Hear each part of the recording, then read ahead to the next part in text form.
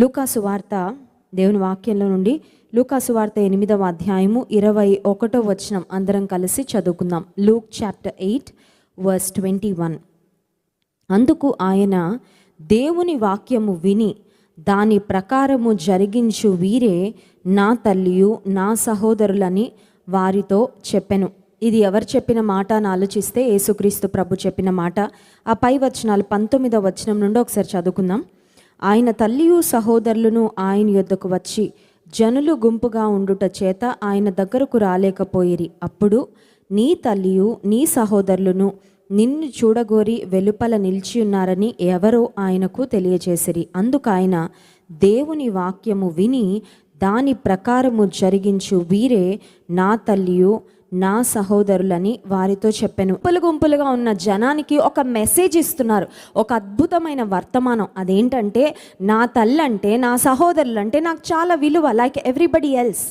ఒక మంచి వ్యక్తి తన కుటుంబానికి ఎలా ప్రాధాన్యత ఇస్తాడో, విలువ ఇస్తాడో, బాధ్యత కలిగి ఉంటాడో, నేను అలాంటి వ్యక్తినే. అయితే ఈ దేవుని కుటుంబంలోనికి రాగలిగే అవకాశాన్ని నా తల్లికి నా సహోదరులకు మాత్రమే కాదు, you also can become a part of my family. Yesu ప్రభు చెప్పిన మాట ఏంటంటే, నా కుటుంబంలో మీరందరూ కూడా పాలి భాగస్తులు అవ్వచ్చు. ఎలా అంటే, ఎవరైతే దేవుని మాటలు విని దేవుని వాక్యము విని దాని ప్రకారము జరిగిస్తారో వారు నా తల్లి నా సహోదరులు. No one is a born Christian in this world. కొంతమంది చూడండి ఈ మాట ఎక్కువ వాడుతూ ఉంటారు, తమను గూర్చి తాము ఇంట్రడ్యూస్ చేసుకోవాలనుకున్నప్పుడు ఐఎమ్ అ బార్న్ క్రిస్టియన్ అని. ఈ ప్రపంచంలో బార్న్ క్రిస్టియన్స్ ఎవరు లేరండి. నీకు పేరు క్రిస్టియన్ పేరు ఉండొచ్చు, ఒక బైబిల్ పేరు ఉండొచ్చు, ఒక బిబ్లికల్ నేమ్ ఉండొచ్చు, ఆర్ మేబీ నీ పేరెంట్స్ క్రిస్టియన్స్ ఉండొచ్చు, but there is no single person on this earth who is a born Christian. పుట్టుకతోనే క్రైస్తవుడిగా పుట్టేవారు ఎవ్వరు లేరు. We have to become Christians. క్రైస్తవులంగా మారాలి అంటే ఏంటి? క్రైస్తవ్యం ఒక కులమా? క్రైస్తవ్యం ఒక మతమా? కాదు, క్రైస్తవ్యం మార్గం. నీ హృదయంలో మార్పు చెంది మీరు, unless you become like little children, you cannot enter in to the Kingdom of haven. మీరు మార్పు నొంది చిన్న బిడ్డల వంటి వారైతేనే కానీ దేవుని రాజ్యంలో వారసులుగా మీరు అవ్వరని యేసు ప్రభు చెప్పారు. ఒక క్రైస్తవుడు అవ్వడం అంటే ఏంటంటే, నీవు వ్యక్తిగతంగా నీ జీవితాన్ని గుర్చిన బాధ్యత తీసుకొని నీ పాపాలు దేవుని సన్నిధిలో ఒప్పుకొని యేసుక్రీస్తు ప్రభుకు నీ హృదయం అనే ద్వారం తెరిచి ఆయన నీ జీవితంలోకి ఆహ్వానించినప్పుడు, that is when you become a Christian. నీ తల్లిదండ్రుల భక్తి ఆస్తి సంక్రమించినట్లు వారసత్వంగా నీకు రాదు. నీ తల్లిదండ్రులు చేసిన ప్రార్థన వలన ఆ బ్లెస్సింగ్స్ యొక్క ఇంపాక్ట్ ఉంటుందేమో, కానీ వారి ప్రార్థనలు నిన్ను పరలోకానికి తీసుకొని వెళ్ళవండి. ఒక నిచ్చెనేసి పరలోకానికి నువ్వు వెళ్ళాలంటే you have to become a Christian. క్రీస్తుతో నీకొక వ్యక్తిగత సంబంధం ఉండాలి. మా అమ్మ చాలా ప్రేయర్ఫుల్ అండి. అఫ్ కోర్స్ మీ మమ్మీ ప్రార్థనల్ని కొంతవరకు సహాయం చేస్తే కానీ నిన్ను పరలోకానికి వెళ్ళడానికి మాత్రం క్వాలిఫై చెయ్యవు. మా డాడీ ఒక చర్చ్ కట్టించారండి, మేబీ మీ నాన్నగారు ఒక పాస్టర్ కూడా అయిండొచ్చు, బిషప్ అండి, అదండి ఇదండి, వాట్ ఎవర్ ఇట్ ఈస్. కానీ క్రైస్తవుడవు అవ్వాలి, క్రీస్తుతో ఒక వ్యక్తిగతమైన సంబంధంలోకి రావాలి.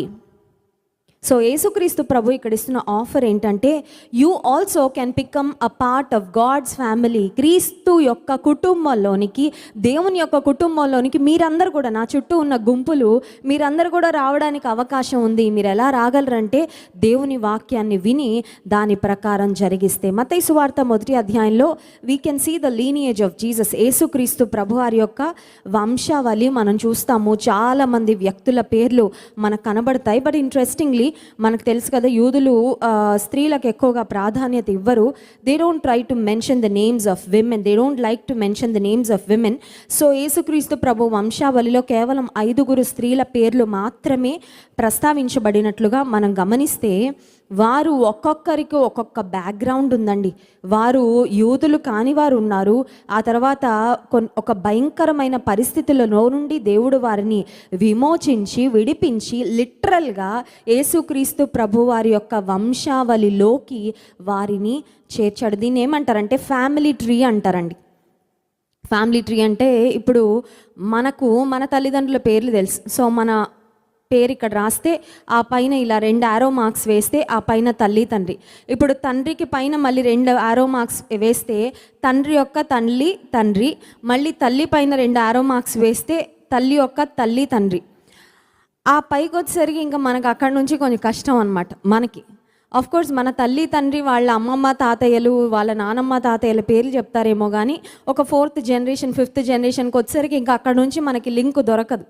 కానీ యేసుక్రీస్తు ప్రభు వారి యొక్క వంశావళి ప్రారంభం నుండి కూడా యేసుక్రీస్తు ప్రభు వరకు పేర్లతో సహా పరిశుద్ధాత్మ దేవుడు వ్రాయించి పెట్టారు. కారణం ఏంటంటే యేసుక్రీస్తు ప్రభు ఏదో ఆకాశం నుండి ఊడిపడిన వ్యక్తి కాదు, రక్తమాంసముల్లో ఆయన పాలిభాగస్థుడయ్యాడని, వాక్యమే శరీరధారి అయి కృపాసత్య సంపూర్ణుడుగా మన మధ్య నివసించెను అన్న మాట నిజంగా నెరవేరింది అని తెలియజేయడానికి, రుజువు చేయడానికి యేసు ప్రభు ఏ కుటుంబంలో జన్మించాడో, ఆయన యొక్క వంశావళిలో ఏ పురుషులు ఉన్నారో ఏ స్త్రీలు ఉన్నారో ఆ వివరాలన్నీ కూడా వ్రాయబడితే యేసుక్రీస్తు ప్రభువారి యొక్క వంశావళిలోకి తామారు అనే స్త్రీ చేర్చబడింది.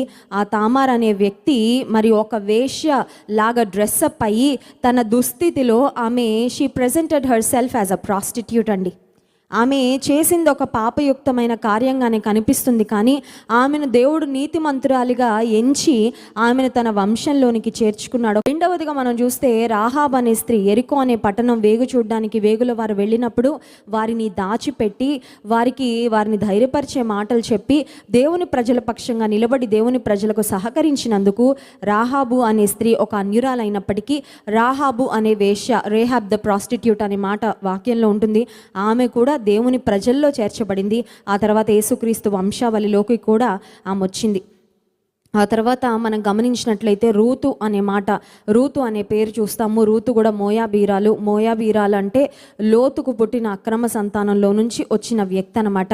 మోయాబీరాలు అన్యురాలు, దేవునికి దూరంగా బ్రతికిన వ్యక్తి, కానీ దేవుని వంశావళిలోనికి ఆమె కూడా దేవుడు తన కృప ద్వారా ఆమెను చేర్చుకున్నాడు.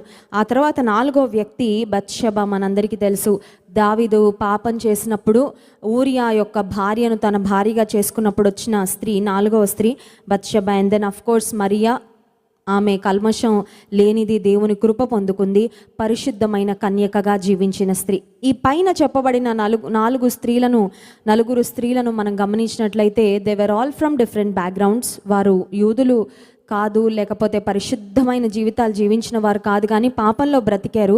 అయితే దేవుని కృప ద్వారా రక్షణలోనికి వచ్చారు, మార్పు చెందారు, జీవితాలు మారాయి, పరిస్థితులు మారాయి. దేవునికి అనుగుణంగా తమ జీవితాలను మలుచుకొని అన్యులుగా ఉన్న స్త్రీలు ధన్యులుగా మారారండి.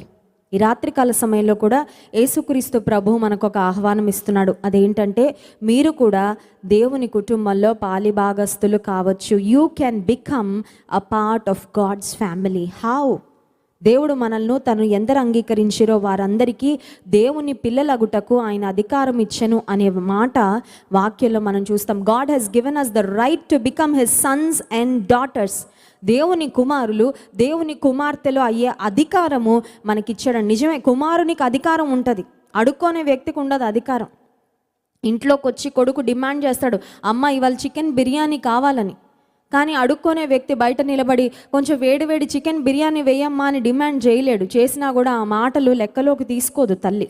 సో దేవుని పిల్లలయ్యే అధికారము దేవుడు మనకిచ్చాడు. ఎలా అని ఆలోచిస్తే దేవుని వాక్యాన్ని విని దాని ప్రకారము చేయువారు. ఈ రాత్రికాల సమయంలో మనం ఒక ప్రశ్న వేసుకోవాలి. అదేంటంటే దేవుని వాక్యం చాలా వింటున్నాం, ఇట్స్ సో గుడ్, చాలా మంచి పని చేస్తున్నాం, వండర్ఫుల్. అయితే ఆ వాక్యాన్ని జరిగించే దగ్గరకు వచ్చేసరికి వినడానికి ఎంత శ్రద్ధ చూపిస్తున్నామో, వాక్యాన్ని అన్వయించుకోవడానికి కూడా, వాక్యాన్ని పాటించడానికి కూడా, వాక్యాన్ని క్రియల్లో పెట్టడానికి కూడా అంతే ప్రయత్నం మనం చేస్తున్నామా లేదా అనే ప్రశ్న వేసుకోవాలి. Hearing God's word is one thing and putting God's word into practice is another thing. వాక్యాన్ని వినడం ఒక ఎత్తు అయితే, ఒక సవాలు, ఒక సమస్య, ఒక శోధన, ఒక ఇబ్బంది వచ్చినప్పుడు విన్న వాక్యం అంతా ఉంటుంది ఇక్కడ హార్డ్ డిస్క్లో, దాన్ని ఇప్పుడు బయటకు తీసి క్రియలలో చూపించాల్సిన సందర్భాలు చాలా వస్తాయండి. Every time you are faced with a challenge. కొన్నిసార్లు సమస్యలు వచ్చినప్పుడు నేను అనుకుంటాను, ప్రభువా నా విశ్వాసము క్రియల్లో చూపించడానికి ఇది నాకు ఒక అవకాశంగా నువ్వు ఇస్తున్నావు, నీకు స్తోత్రాలు. ఈ పరిస్థితి ద్వారా నా విశ్వాసం అధికం అవ్వాలి, మెరుగుపడాలి, కానీ తగ్గిపోకూడదు. నా విశ్వాసాన్ని రుజువు చేయగలగాలి ప్రభా, నాకు సహాయం చేయి. ఒకవేళ నీ జీవితంలో శోధన వచ్చిందా, consider it as an opportunity that God is giving you to prove your love for him. శోధన వచ్చినప్పుడు దేవుని పట్ల నీకు నిజంగా నీకు ప్రేమ నిబద్ధత ఉంటే నువ్వు నిలబడతావు, సహిస్తావు, శోధనను ఎదిరిస్తావు, జయిస్తావు. కానీ దేవుని పట్ల నీకు ప్రేమ లేకపోతే శోధన రాగానే టపక్కమని పడిపోతాం. కొంతమందికి శోధన రాక్కర్లేదండి, దూరంగా ఉంటే చాలు వీళ్ళు పరిగెత్తుకొని వెళ్ళిపోయి పడిపోతారు. బురదగుంట కనబడితే పంది వెళ్ళిపోతుంది చూడండి, అలా ఉంటారు కొంతమంది. కొంతమందికి శోధన అక్కడ ఉందని తెలిస్తే కావాలనే దాని దగ్గరికి వెళ్తారు. కొంతమంది శోధన ఉందని తెలిసినా కూడా ప్రార్థన చేసుకోరు, దేవుని సహాయం అడగరు, వాక్యాన్ని ఎలా అప్లై చేయాలో ఆలోచించుకోరు. ఆబ్వియస్గా కొన్ని రోజుల తర్వాత, కొన్ని గంటల తర్వాత ఏ శోధన వారి జీవితంలో ప్రెజెంట్ అయిందో ఆ శోధనలో పడిపోయి ఉంటారు. పడిపోయాక ఎప్పటికో తెలుసుకుంటారు నేను పడిపోయానని. They don't even realise. So దేవుని వాక్యాన్ని విని ఆ వాక్యము చొప్పున జరిగించేవారు నా తల్లియు నా సహోదరి. రాత్రికాల సమయంలో దేవుడు ఒక మంచి ఆహ్వానం ఇస్తున్నాడు. అదేంటంటే, I want you to become a part of my family. దేవుని కుటుంబంలో పాలి భాగస్తులు అవ్వడానికి దేవుడు ఒక అవకాశం ఇస్తున్నాడు. అడుగుదాం, ప్రభా నీ వాక్యాన్ని ఎంత బాగా వింటున్నాను, నీ వాక్యాన్ని అంత మరి శ్రద్ధతో, అంత పట్టుదలతో వాక్యాన్ని గైకొనే కృప నాకు అనుగ్రహించని. అట్టి కృప దేవుడు మనకు అనుగ్రహించును గాక. ఆమెన్.